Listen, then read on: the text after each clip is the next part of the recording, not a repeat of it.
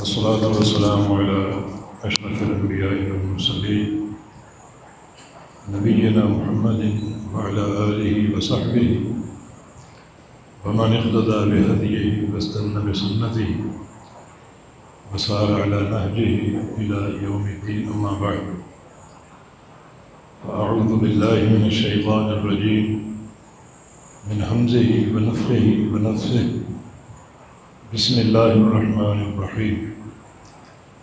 يا أيها الذين آمنوا إن تتقوا الله يجعل لكم فرقانا ويكفر عنكم سيئاتكم ويغفر لكم والله ذو الفضل العظيم.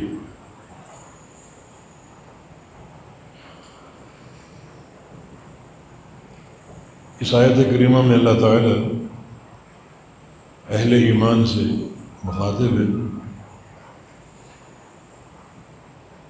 اور ایک بہت بڑا راستہ ان کے لیے کھول رہا ہے، مگر وہ ایک شرط کے ساتھ. اے ایمان والو، ان تتقوا اللہ، اگر تم تقوی اختیار کر لو، ہم کیا کریں گے؟ یجعل لکم فرقانا، تمہیں فرقان عطا فرما دیں. اگر تم متقی بن جاؤ، اللہ تعالیٰ کا خوف اور خشیت اختیار کر لو، تو ہم تمہیں فرقان عطا فرما دیں. فرقان کے 3 معنی کتب تفسیر میں، اور تینوں عبداللہ بن عباس سے مروی. ایک معنی مجاہد کی روایت سے اور ایک اکرمہ کی روایت سے. فرقان کا ایک معنی نجات ہے، تمہیں نجات دے دے. کوئی مشکل مرحلہ ہو، کسی قسم کی کوئی تنگی ہو، کوئی خوف ہو، ہم تمہیں نجات دے دیں. اور ایک معنی ہے حق و باطل میں فرق ہے. حق و باطل میں فرق تمہیں سمجھا دیں. حق کیا ہے، باطل کیا ہے، یہ فرق تمہارے سامنے واضح کر دیں. اور تیسرا معنی فلاح اور کامیابی کا، مطلقاً دنیا اور آخرت.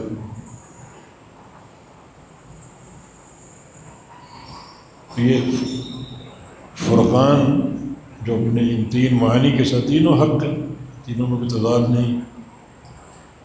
حق و باطل میں فرق بھی دے دیں گے، نجات بھی دے دیں گے، کامیابی بھی دے دیں گے. بس ان تتقوا اللہ، اگر تم تقوی اختیار کر لو. تقوی کا یہ فائدہ اور کئی مقام پر مذکور ہے. وَمَن يَتَّقِ اللَّهَ يَجْعَل لَّهُ مِنْ أَمْرِهِ يُسْرًا. جو تقوی اختیار کرے گا، اللہ اس کے سارے کام آسان کر دے. وَمَن يَتَّقِ اللَّهَ يَجْعَل لَّهُ مَخْرَجًا وَيَرْزُقْهُ مِنْ حَيْثُ لَا يَحْتَسِبُ. جو تقوی اختیار کرے گا، اللہ اس کو مخرج مہیا کرے گا، وہی نکلنے کا راستہ. کوئی تنگی، کوئی مشکل، کوئی پریشانی، کوئی مرض، اللہ اس کو نکال دے گا، مخرج مہیا کرے گا. اور ایسے مقام سے روزی دے گا جہاں اس کا وہم و گمان بھی نہ ہو کہ یہاں سے کوئی کچھ مل سکتا ہے. اللہ تعالیٰ خزانے دے دے گا اس مقام سے. ہاں، تم تقوی اختیار کیے، اللہ تعالیٰ خزانوں کے دروازے کھولنے پر قادر، تمہیں عطا کر دے گا. ابو عبیدہ بن جراح رضی اللہ عنہ، ان کی قیادت میں ایک لشکر لوٹ رہا تھا. راشن میں تنگی ہو گئی، بالکل ختم ہو گیا، اور سفر بڑا لمبا باقی. تو پھر روزانہ ہر مجاہد کو صرف ایک کھجور ملتی تھی. اسٹاک بالکل ختم، صرف ایک کھجور. کسی نے پوچھا کہ یہ کھجور سے کیا بنتا ہو؟ وہاں جب وہ بھی ملنا بند ہو گئی تو پھر ہمیں اس کھجور کی قدر و قیمت معلوم ہوئی۔ وہ کھجور کھا لیتے تھے اور گٹھلی دن بھر چوستے رہتے تھے، لیکن کوئی شکوہ نہیں۔ یہ تقویٰ ہے، کوئی شکوہ نہیں، کوئی شکایت نہیں کہ ہمیں آپ لڑوانے لائے ہیں تو کچھ کھلاؤ پلاؤ بھی تو صحیح۔ اس تنگی ترشی کا کوئی شکوہ نہیں۔ صبر، عزیمت، استقامت اور فاتح بن کے لوٹ رہے ہیں۔ اللہ تھوڑا سا امتحان لیتا ہے، ان کا بھی لیا، اور پھر چونکہ وہ سفر سمندر کے کنارے پر تھا، اللہ نے اندر سے ایک مچھلی نکال کے باہر بھیجی، اس کا نام عنبر۔ صحابہ نے پکڑ لیا، وہیں خیمے گاڑ دی، ڈیرے ڈال دی، اس مچھلی کو روزانہ کھا رہے ہیں، صبح شام کھا رہے ہیں، اس کا تیل پی رہے ہیں۔ 15 دن وہاں قیام کیے اور اس کی ایک صرف پسلی کھل سکی، اتنا کھایا انہوں نے، کھاتے رہے دن رات۔ حدیث کے الفاظ ہیں سمنا، ہماری وہاں باڑیاں بن گئی، موٹے تازے ہو گئے، صرف ایک پسلی اس کی کھل سکی۔ اتنی بڑی اللہ کی مخلوق تھی، اللہ نے اپنا خزانہ بھیج دیا۔ اس کی جو آنکھ تھی وہ نکالی گئی اور آنکھ کے اندر 14 صحابہ بیٹھ گئے۔ اتنی بڑی اللہ کی مخلوق، واپس میں جانا تھا، یہاں عمر بھر کا قیام تو نہیں تھا، میرے خیال سال بھی لگتا تو اسی کو کھاتے رہتے، اور کوئی مواصلات بھی نہیں تھے، کوئی ٹرک ہو، کنٹینر ہو اس کو لے جائیں۔ یہ چلتے چلتے کیا کہ اس کا تیل نکال لی، اس کے ڈرم بھر لیے، وہ اٹھا کر ساتھ لے گئے۔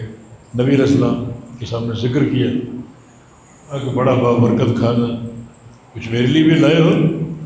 عرض کیا کہ اس کا تیل آپ بھی لائے، تو آپ نے نوش فرمایا۔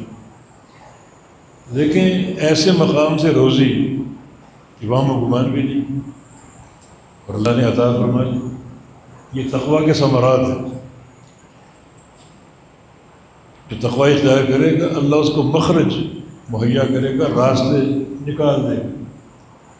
یہ جناب عمر بن خطاب رضی اللہ عنہ ان کا قول ہے اسی آیت کریمہ کی تحت کہ لو كانت السماوات والارض رتقا على عبد فاتقى الله جعل له مخرجا۔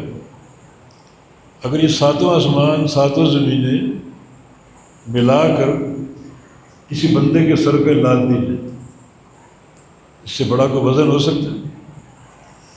سر پہ مسلط ہے، کھڑی ہے، رستہ ہے اس کے لیے۔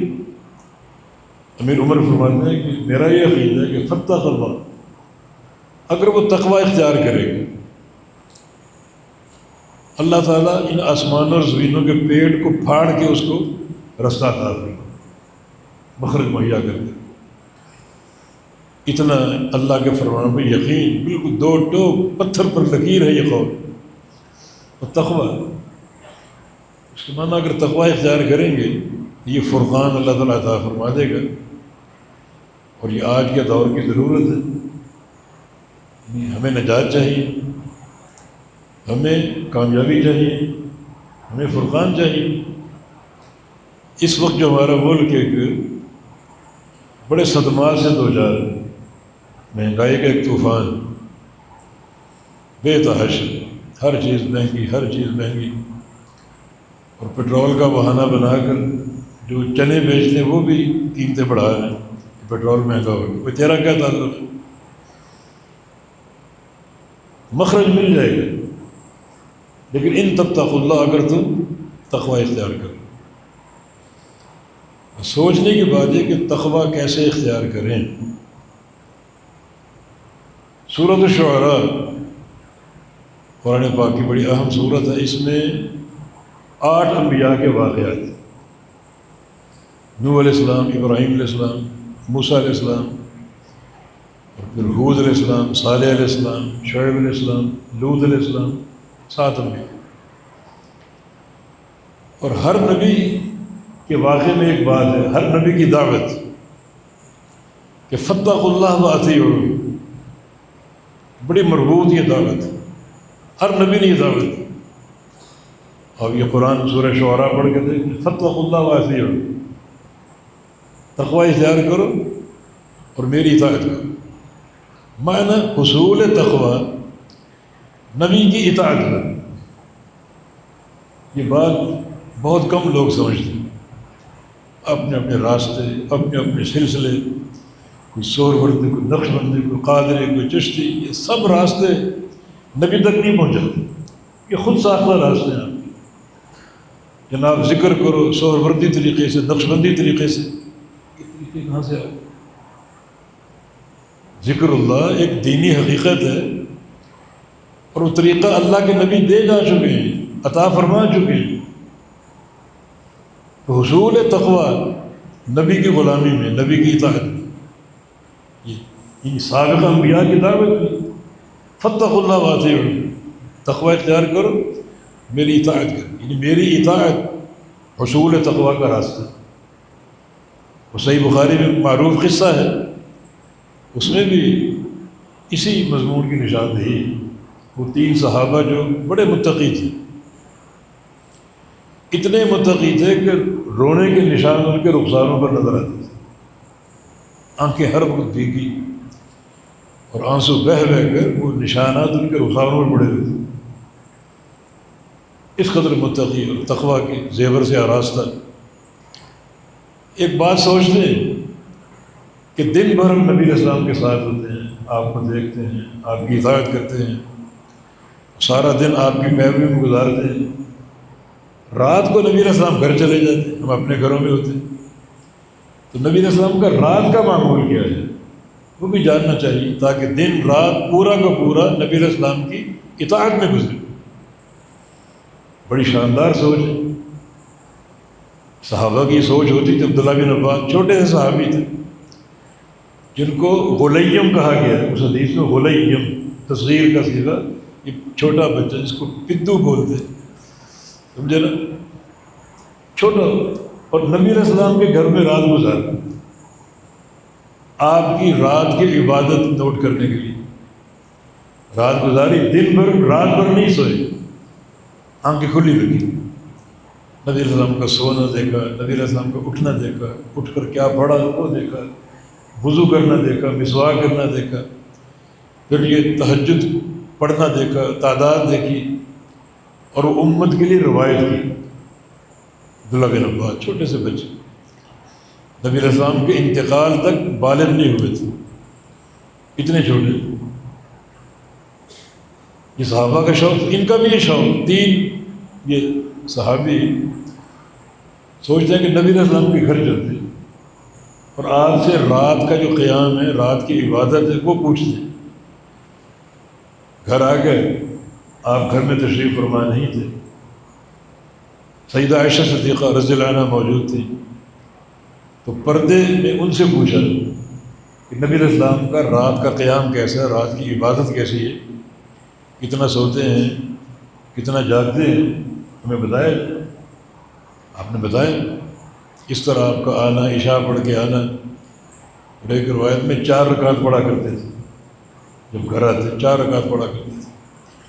وہ 4 رکعت کیسی تھی، لیکن ایک جو حدیث صحیح نہیں ہے، اور صحابہ کے آثار صحیح ہے کہ جو بندہ عشاء کے بعد 4 رکعت پڑھ لے ایک سلام کے ساتھ، تو اللہ تعالیٰ اس کا اتنا اجر دے گا کہ گویا 4 رکعت اس نے لیلۃ القدر میں پڑھی، جو 1000 مہینے سے افضل، اتنا اس کا اجر۔ بعض علماء نے یہ 4 رکعت وہیں جوڑی تھی کہ آپ 4 رکعت پڑھا کرتے تھے ایک سلام کے ساتھ، پھر کوئی بات کرنی ہوتی ہے اپنے اہل خانہ سے، بات کرتے، پھر آپ سو جاتے، اور پھر آپ جاگتے، اور پھر رات کا قیام، وضو کرنا اور قیام کرنا۔ حدیث کے الفاظ ہے کأنہم تقالوہا، انہوں نے نبی علیہ السلام کے اس قیام کو تھوڑا سمجھا، بہت کم عبادت، اور اس کی ایک تعویل بھی کر دی کہ آپ کا قیام کم اس لیے ہے، آپ رات کو کم اس لیے جاگتے ہیں کہ آپ تو بخشے بخشے ہیں، قدم قدم پر جنت کی بشارتیں آپ کے لیے، ہم چونکہ گناہ گار ہیں، ہمیں آپ سے زیادہ قیام کرنا چاہیے۔ یہ ہے فکر کی غلطی، اجتہاد کی غلطی، نبی سے زیادہ کرو، تم نبی کے پیروکار بنو، نبی کے تابع دار بنو، آپ کی عبادت اگر ایک ذرے کی مقدار میں تو ایک ذرے کی مقدار میں کرو، 2 ذرے نہیں بناؤ کہ ہم چونکہ گناہ گار ہیں ہمیں آپ سے بڑھ کر عبادت کرنی چاہیے۔ یہ سوچ کی غلطی یہاں سے پیدا ہوئی، حالانکہ صحابی تھے، المجتہد یخطئ و یصیب، جو بندہ اجتہاد کرتا ہے غلطی بھی کر سکتا، درست بھی کر سکتا، نیت اگر نیک ہے تو غلطی کا اجر ملے گا 1 اجر، اور نیت میں فطور ہے تو پھر کچھ نہیں، اور اجتہاد اگر درست ہے تو پھر 2 اجر۔ انہوں نے اجتہاد کیا کہ اللہ کے نبی تو بخشے بخشا ہے، آپ کے لیے تو بشارت ہی بشارت ہے، جنت کی وراثت آپ کے لیے، تو ہم تو گناہ گار ہیں، ہمیں آپ سے بڑھ کر عبادت کرنی چاہیے، تو چلو کوئی عبادت طے کرے۔ وہیں کھڑے کھڑے اندر ام المومن سن رہی، سیدہ عائشہ صدیقہ سن رہی، ایک کہتا اما انا فاقوم باللیل یا ولا انام، میں آج کے بعد رات کو کبھی سوؤں گا نہیں، میری بقیہ زندگی بس 10 سال ہو، 20 سال ہو، 50 سال، پوری رات جاگوں گا، آنکھیں بند نہیں کروں گا، بس مصلی پر سوار، اللہ کا ذکر، قرآن، نوافل کی ادائیگی پوری رات۔ دوسرے نے کہا کہ اما انا فاصوم ولا افطر، میں آج کے بعد روزے رکھوں گا اور کبھی ناغہ نہیں کروں، جتنی عمر ہے 20 سال جیوں، 50 سال جیوں، مستقل روزے، مسلسل دائمی، اور کبھی ناغہ نہیں کروں۔ اور تیسرے نے کہا کہ اما انا فاعتزل النساء، میں اپنا گھر بار چھوڑ دوں، بیویاں ہیں، گھر میں بچے ہیں، گھر نہیں جاؤں گا، گھر کے جھمیلے، گھر کے کام، اور پھر عورتوں کی باتیں، اور وقت کا ضیاع ہے۔ مسجد کا ایک کونا سنبھالنا، مسجد کا اعتکاف عمر بھر کے لیے، عمر بھر کے، جب جتنا زندہ ہوں مسجد میں وقت گزارنا۔ تینوں نے یہ عزم کر لیا اور یہ باتیں کر کے چلے گئے۔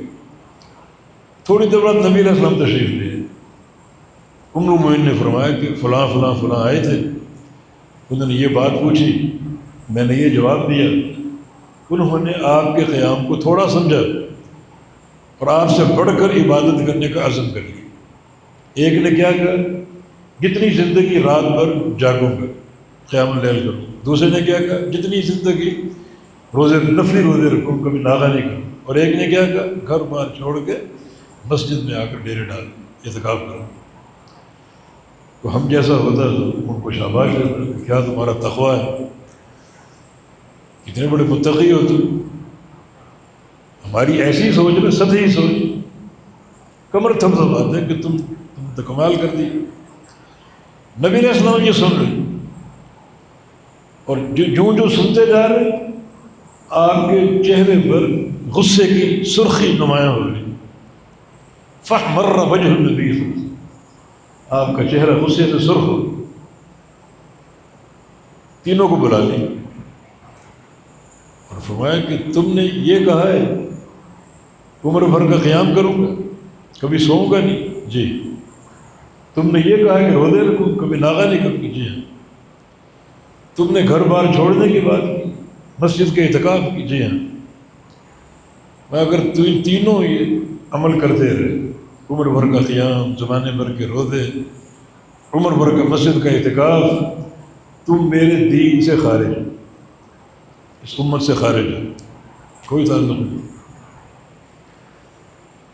اس موقع پر کہ انی اتقاکم للہ، میں سب سے بڑا متقی ہوں، میں سب سے بڑا متقی ہوں۔ تمہیں تقویٰ چاہیے، یہ سوچو کہ میں اتقیٰ کیسے بن گیا، سب سے بڑا متقی کیسے بن گیا، یہ سوچو۔ وہ بندہ تقویٰ اپنی ماں کے پیٹ سے لے کر نہیں آتا، اس کو کماتا ہے محنت کر کے، جستجو، عمل کر کے۔ ماں کے پیٹ سے بالکل آپ خالی دنیا میں آتے ہیں، یہاں بھی کئی لوگ کہتے ہیں ہمارے امام صاحب جناب جب دنیا میں آئے 17 پاروں کے حافظ بن چکی تھی، اندر 17 پارے حفظ کیے تھے، تو 13 باقی تھے وہ بھی حفظ کر کے پھر باہر آ جاتے، کورس تو پورا کر لیتے۔ 17 پاروں کے حافظ، اور کوئی کہتا ہے پیدا ہوئے رمضان تھا، ماں دودھ پلا رہی، دودھ نہیں پیا، حتیٰ کہ مغرب ہوئی تو پھر دودھ پیا، یہ روزہ افطار کیا، روزے کے ساتھ۔ اخرجکم من بطون امہاتکم لا تعلمون شیئا، یہ قرآن حکم عام، اللہ تم کو تمہارے ماؤں کے پیٹوں سے نکالتا ہے، تم کچھ نہیں جانتے۔ ان الانسان لفی خسر، انسان خسارے میں آتا ہے جہالت کے ساتھ، نہ کچھ کو علم ہے نہ کوئی عمل ہے، کچھ بھی نہیں۔ یہ وہ باتیں ہیں جو بالکل شریعت سے ٹکرا رہی ہیں، یہ تقویٰ کا راستہ نہیں ہے، یہ بغاوت کا راستہ ہے۔ یہ شرف کی بات ہوتی تو اللہ کے نبی کو شرف ملتا، صحابہ کو ملتا، تابعین کو ملتا، محدثین ائمہ کو ملتا، کہ نہیں، یہ تقویٰ نہیں۔ تو فرمایا جو تم نے باتیں کی ہیں اگر اس پر تم چلتے رہے اس دین سے خارج، اور سن لو انی اعلمکم باللہ واتقاکم لہ، سب سے زیادہ اللہ کو، اللہ کے دین کو میں جانتا ہوں، اور سب سے بڑا متقی میں ہوں۔ غور کرو میں سب سے بڑا متقی کیسے بن گیا؟ عمل کر کے۔ تو تقویٰ کا راستہ ایک ہی ہے، جس راہ پر میں چل کر متقی بنا اسی راہ پر تم چلو گے تو تقویٰ آئے گا۔ راستہ جدا کر لو گے تو تقویٰ کا راستہ نہیں ہوگا۔ تم راستہ جدا کر رہے ہو، رات بھر جاگنا میرا عمل نہیں، زمانے بھر کے روزے میرا عمل نہیں، مسجد کا اعتکاف عمر بھر کا میرا عمل نہیں۔ تم نے جو خط کھینچا اپنے لیے وہ مجھ سے جدا کر رہے تھے، اس خط پر چل کر تم مجھ سے دور دور دور حتیٰ کہ دین سے نکل جاؤ گے، امت سے خارج ہو۔ عملی طور پر حدیث کیا سمجھا رہی کہ تقویٰ نبی علیہ السلام کی اتباع کرنا، جس راہ پر آپ چلے اور چل چل کے سب سے بڑے متقی بن گئے، اسی راہ پر چلو گے تو تقویٰ آئے گی، ورنہ نہیں۔ بڑے خود ساختہ عمل، خود ساختہ باتیں، بے مقصد۔ فلاں ہمارے امام نے جناب پتہ نہیں کتنے سال، 20 سال یا 30 سال ایک پاؤں پہ کھڑے ہو کے نماز پڑھی، اللہ کے نبی نے پڑھی ایک پاؤں پہ کھڑے ہو کے۔ تو آپ نے جو رستہ چن لیا وہ دین سے آپ کو خارج کر رہا ہے، یہ کوئی شرف کی بات نہیں، شرف کی بات نبی کی اتباع ہے۔ اور دوسری بات یہ کہ بندے کی اگر دونوں ٹانگیں سلامت ہو، لنگڑا ہو تو الگ بات ہے، دونوں ٹانگیں اگر سلامت ہیں تو ایک پاؤں پہ کھڑے ہو کے نماز پڑھنا ناجائز و نماز ہوگی، نماز نہیں ہوگی۔ فلاں پیر صاحب نے جناب کنویں میں الٹا لٹک کر 10 سال عبادت کی، یہ کہاں سے لے؟ الٹا لٹکے کچے دھاگے ہو، گپ مارنے کا مزہ آتا ہے، کنویں میں لٹکنا الٹا اور کچے دھاگے پر، جو گپ ماری مزہ تو آ گیا۔ نبی علیہ السلام کا معمول تھا، کسی صحابی کا، کسی تابعی کا، یا قرون خیر میں کسی کا۔